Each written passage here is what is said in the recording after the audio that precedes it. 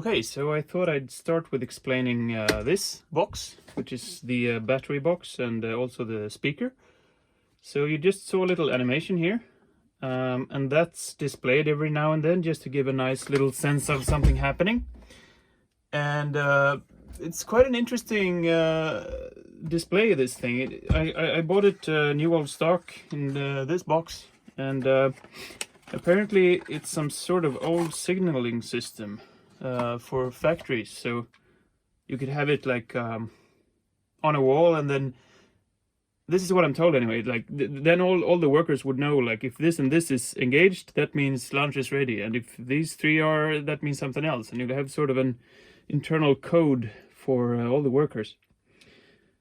Anyway, I thought they looked kind of nice and retro, so that's mounted here and displays a animation every now and then. You can also change that in the code, but this is what's playing right now. Then there's some switches. They don't do anything right now, but I might add something. And also a meter here. And of course the radioactive symbol. Here is the speaker. It's from an old megaphone that you hold in your hand. Sprayed it black. And here's the switch that turns on the warning signal. So if we turn this on,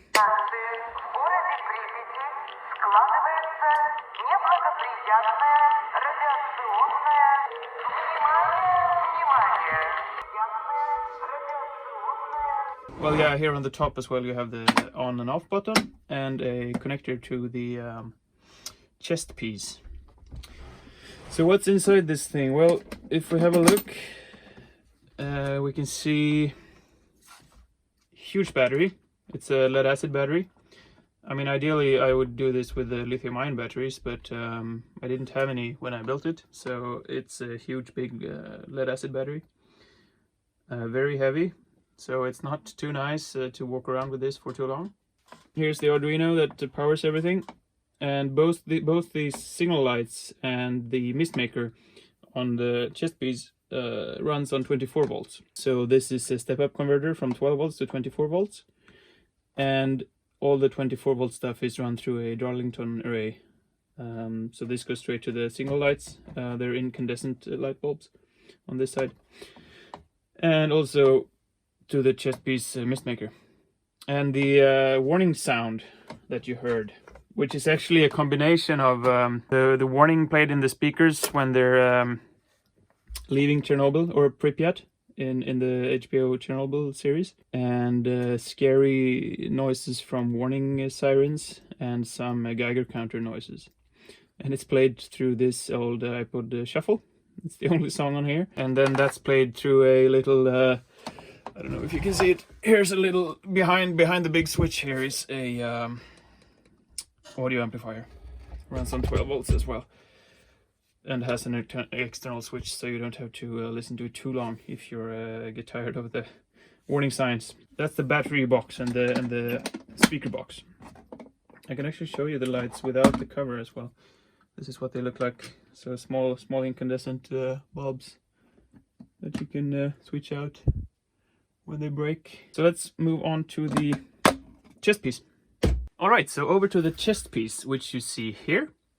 So to engage this, there's a cord that goes from the big carry box here.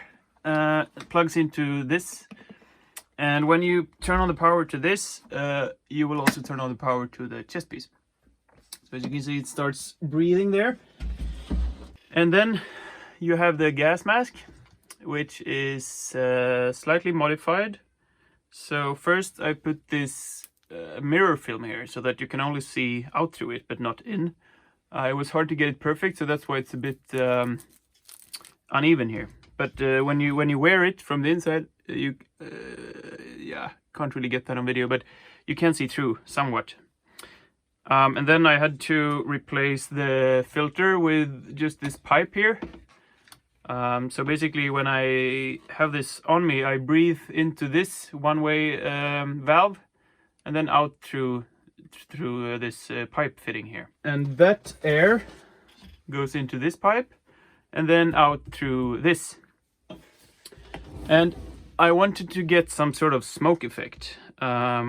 And since I was not gonna use mains power, I didn't want to use smoke machine because that was my first idea. One of those you have at the parties and stuff. The other thought I had was one of these electric cigarettes, like vapes.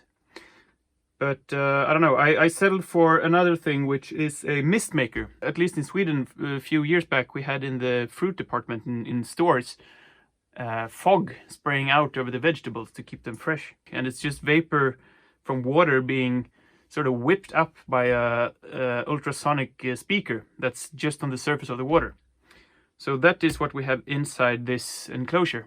This is sort of a messy little build, but it's basically a Coke can in the bottom. And then the breathing air comes, I don't know how well, it's kind of hard to see, but this black pipe here takes the breathing air, and every time you exhale, you whip up some of the mist that's being made. But the hard thing is you have to have the ultrasonic speaker just on the water level to get the maximized vapor production. So that's what these syringes are for. When I want to get this working, I have to raise the water level so that it touches the speaker. So to do that, I have to fill it with the water, and then I have this little adapter here.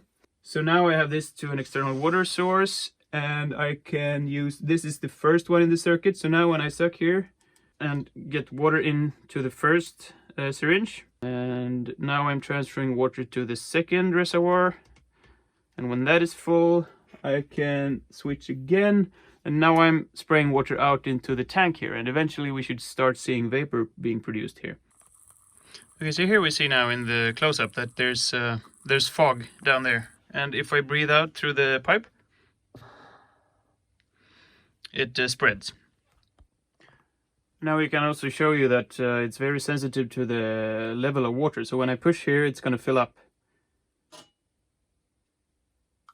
And there, it starts to produce fog. And if you get too much, it's drowned instead, so it doesn't whip up as much. So there's sort of a sweet spot. And then I can put this cover back on, and there's screws here. And now when I breathe,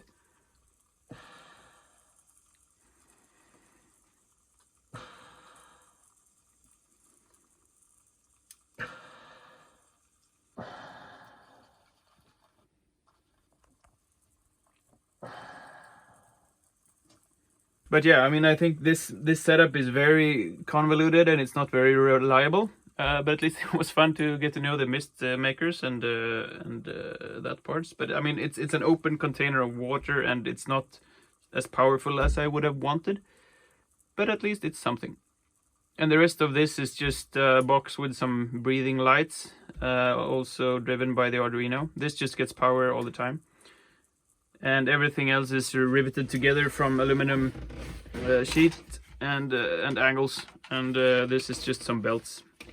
So the rest is mechanical stuff. The final part that I had in the video was this homemade laser pistol. The actual plastic gun is a xenon timing light, but I thought it looked very cool. I found it in a dumpster. And then I put, there's a lithium ion battery inside and a fat beam green laser.